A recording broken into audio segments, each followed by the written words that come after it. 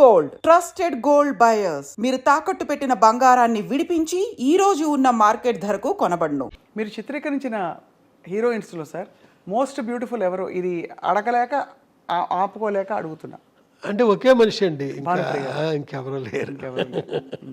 భానుప్రియ గారితో మీ ప్రయాణంలో ఆవిడకి మీరు నేర్పించిన నటన మెళుకువలు ఏంటి? అంటే ఎందుకంటే ఆవిడ ఒక ఫ్రెష్ ఫేస్, రంగు తక్కువ. ఇది కూడా గతంలో అక్కడక్కడ చెప్పారు, పూర్తిగా కాదు, కానీ రంగు తక్కువ. ఎలా కన్విన్స్ అయ్యారు మీరు అంతటి ఒక అందగత్తె అవుతుంది ఈవిడ అని? ఆ తర్వాత ఆవిడ ఒక ట్రెండ్ సెటర్, స్వర్ణకమలం కావచ్చు, తర్వాత ఇతర సినిమాల్లో కూడా. ఏమోండి, నాకు అనిపించిందండి ఆ మనిషి గురించి. నేను ఏదైతే ఫీల్ అయ్యానో ఆ ఫీల్ నిజమైంది అంతే.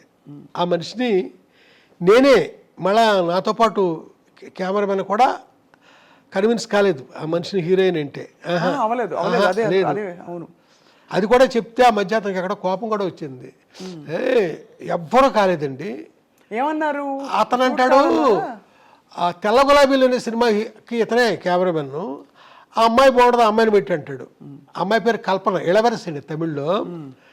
లేదు, నాకు ఈ మనిషే బాగుంది. ఆ తర్వాత కొంతమంది మొన్న సినిమా ఒక మోస్తరుగా ఆడింది, ఇదేదో బంగారు లాంటి ఛాన్సు, శంకరాభరణం తీసిన కంపెనీ వాళ్ళు ఇచ్చారు నీకు ఛాన్సు, దీన్ని సద్వినియోగం చేసుకో. ఏంటి ఆ నల్లటి మేడుగుడ్లు దాన్ని పట్టుకుని విశాల నేత్రలు అంటావేంటి? ఇలా మాట్లాడారండి కొంతమంది. నాకు ఆ అమ్మాయే బాగుంది. అయితే ప్రొడ్యూసర్స్ వాళ్ళు బాగుందన్నానికి కారణం ఏంటంటే, 7 స్టార్స్ కలర్ ల్యాబ్ అని ఉస్మాన్ రోడ్లో ఘంటసాల గారి ఇంటి దగ్గరలో ఉందండి. అక్కడ పెద్ద పెద్ద ప్రింట్లు వేయించేసానండి. ఈ అమ్మాయి ఫోటో సెషన్ పెట్టి స్టిల్స్ తీసాను కదా, ఆ పెద్ద ప్రింట్లు వేసాను, వేయించి ప్రొడ్యూసర్ గారి ఇంట్లో పెట్టానండి. ఓ రోజున విశ్వనాథ్ గారు ఏదో పనుండి వచ్చారు అక్కడికి. ఆయనకి ఏడినాయ్ సార్ భార్య జయలక్ష్మి గారు, డైరెక్టర్ గారికి చూపిద్దాం, వంశీ అమ్మాయి బాగుంది అంటున్నాడు కదా, ఆయన ఏమంటారు అంటే మొత్తం అంతా తిరిగేసి నాకేసి బాగున్నాయి అన్నారు ఆయన. ఒకసారి ఆ మాట ఆయన అనేసరికి వాళ్ళ ఇంట్లో వాళ్ళంతా థ్రిల్.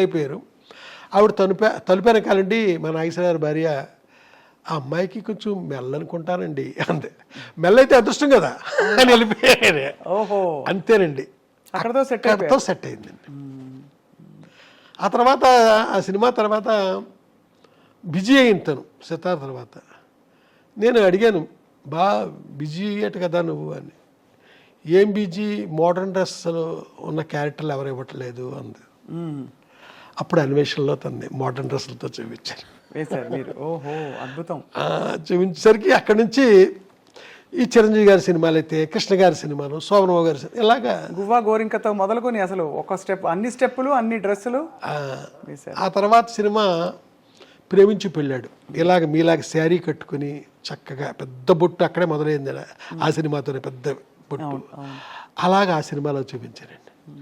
ఆ తర్వాత క్లాసికల్ డ్యాన్సర్గా ఆలాపన, అదే ఆఖరి ఫిల్మ్ ఆవిడతో. ఎలా ఉండేది సార్ భానుప్రియ గారి డాన్స్? ఇప్పటికి కూడా స్వర్ణకమలంలో ఆవిడ గ్రేస్, ఆరితేరిన క్లాసికల్ డాన్సర్స్ అంటే పర్ఫార్మర్స్ ఎవరైతే ఉంటారో స్టేజ్ల మీద పెద్ద పెద్ద 1-2 గంటల ప్రదర్శనలు ఇచ్చే వాళ్ళకంటే కూడా భానుప్రియ గారి అభినయం, ఆవిడ నృత్యం అంటే అంత అందంగా ఉంటుందంటారు.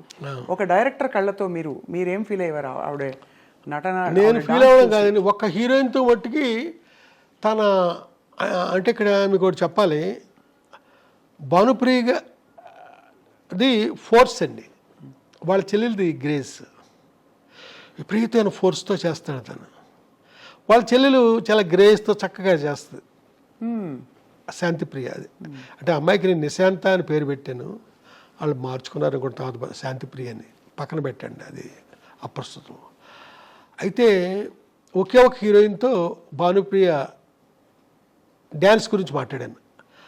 ఆ అమ్మాయి కూడా తలంచి అద్భుతం కదండి ఆ భానుప్రియ. ఆ అమ్మాయి ఎవరంటే శోభన, ఏప్రిల్ 1 విడుదలప్పుడు. అవును, శోభన గారు కూడా భలే డాన్స్. కాబట్టే శోభనతో మాట్లాడాను. శోభన అద్భుతంగా యాక్సెప్ట్ చేసిందండి ఆ రోజుల్లో. భానుప్రియ గారి నృత్యం గురించి. అవునండి. శాంతిప్రియ గారు గ్రేస్ అంటే ఏమిటి సార్, అర్థం ఏంటి? మీకు ఆ గ్రేస్ ఫోర్సును అయ్యో 2 షాట్లు చూపిస్తే మీకు ఎక్స్ప్లెయిన్ చేయగలను, మామూలుగా నోటితోనే చెప్పలేనండి. అంటే భానుప్రియ గారి ఆవిడ బాడీ లాంగ్వేజ్లోనే ఒక ఫోర్స్ ఉంటుందండి.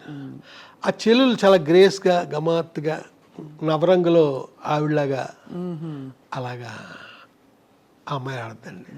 అందులో ఒక లాలిత్యం, ఇందులో ఒక రకమైన గగురుపాటు, రెండు. కానీ ఏదేమైనా సార్ భానుప్రియ గారు, వంశీ గారు భానుప్రియ గారిపై చిత్రీకరించిన పాత్రలు, యాంగిల్స్ కావచ్చు, ఫ్రేమ్స్ కావచ్చు, అది ఒక నిజంగా ఒక పెయింటింగ్లా ఉంటుంది సార్. ఆ తర్వాత తను ఇంకొక సినిమా నెక్స్ట్ చేయడం జరగలేదు. ఆ సినిమా పేరు గాలికొండపురం రైల్వే గేట్. దాంట్లో లతా మంగేష్కర్ గారు 3 పాటలు పాడారండి. ఒక పాట నేను మా ఇళయరాజా గారు రాశాం, అంటే పల్లవి ఆయన రాశారు, చరణాలు నేను రాశాను. ఇంకొక పాట మహర్షి సినిమాలో కొత్తదన ఛాన్స్ ఇచ్చాను, అద్భుతమైన పాట, సుమం ప్రతి సుమం సుమం. అయ్యో చాలా బాగా, ఏం పాట సార్ అది మా ఫ్రెండ్తో రాయించాను, అదే ఫస్ట్ ఛాన్స్ అండి. అది ఆయనతో 2వ పాట రాయించాను. 3వది వేటూరు గారు ఎవరో రాసినట్టున్నారు. 3 పాటలు పాడారు. ఈ సినిమా జరగకపోవడానికి కారణం సార్? జరగకపోవడానికి కారణం ఏంటంటే వెంకటేష్ గారు హీరో అనుకున్నామండి. రామానాయుడు గారు కథ విన్నారు, నేను చెప్పాల కథ, వేమూరి సత్యనారాయణ గారు చెప్పారు. విని ఇది హీరోయిన్ కనపడుతుంది ఆ కథ అంతాను, మా అబ్బాయిని ఒక కమర్షియల్ హీరోగా నేను ఇచ్చేద్దామని కొత్తగా తీసుకొచ్చాము, మా అబ్బాయి ఇలాంటి వాటిలో యాక్ట్ చేస్తే కాదు కదా. ఆ తర్వాత ఇది హిచ్కాక్ సినిమా లాంటి సినిమా కథ, ఇది డైరెక్టర్ పేరు వస్తుంది, లేదా హీరోయిన్ పేరు వస్తుంది, మా అబ్బాయిది ఏముంది దీంట్లో, ఏమైనా మంచి కథ పట్టరండి, ఇది వద్దు ఆయన అన్నంతో ఆ ప్రొడ్యూసర్లు. వెంకటేష్ హీరో అంటే అది వేరే విధంగా ఉంటుంది కదా, రామానాయుడు గారు వెనకాల నుండి మనకి బ్యాక్గ్రౌండ్లో ఆయన ఉండి చేసేది, ఆ విధంగా అది ఇదయింది. ఆ తర్వాత భానుప్రియ కాకుండా విజయశాంతిని కూడా అనుకున్నాం, తర్వాత ఇటు కాకుండా సినిమా ఆగిపోయింది. ఈ సినిమా ఆగిపోయింది. తర్వాత భానుప్రియ గారితో మీరు పనిచేయడం జరగలే కదా సార్? లేదండి, జరగల.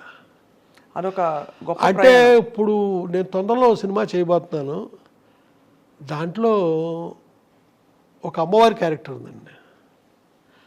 ఆ అమ్మవారు ఒక నల్లటి రాయిలో సూపర్ ఇంపోజ్ అయి కనపడుతూ ఉంటుంది అంతే, బయటకు వచ్చి కనపడడం అనేది లేదండి, అక్కడక్కడ అలా కనపడుతూ ఉంటుంది. అది అమ్మవారి గెటప్పులో ఓన్లీ క్లోజప్ అంతే. అది భానుప్రియ అనుకుని నేను కథ రాశాను, అది ఆ వద్ద ఫ్యూచర్లో చూడాలి అంతే. మీకు ఆ రాయిలోనే కనపడుద్ది, బయటకు వచ్చి అవన్నీ మాట అవన్నీ ఏమీ లేవండి. బ్లెస్ చేస్తూ ఉంటే చాలా ఇంపార్టెంట్ క్యారెక్టర్. ఆ రాయిలే, ఆ నల్లటి రాయి అండి, అక్కడ భానుప్రియ గారి పాత్ర ఉంటారు. తన క్లోజ్ సూపర్ ఇంపోజ్ అయ్యి ఉంటుందండి. అక్కడ ఆ అమ్మవారి పేరు పొంతలో ముసలమ్మ తల్లి. పొంతలో ముసలమ్మ తల్లి. అంతేనండి, తప్ప ఇంకా మనకి ఎక్కడ. అడిగారా సార్ భానుప్రియ గారిని? అంటే లేదండి, ఆవిడతో మాట్లాడి ఆవిడ చూసే ఒక 35 ఏళ్ళు 38 ఏళ్ళు అయింది ఆవిడ చూసి.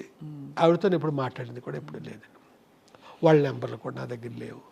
రేపొద్దున ఆ సినిమా ఇప్పుడు మెటీరియలైజ్ అవుతుంది, ప్రొడ్యూసర్లకు కూడా చాలా ఇష్టంగా ఉన్నారు వాళ్ళు. ఆ తర్వాత ఏం జరుగుద్దో నాకు తెలియదు.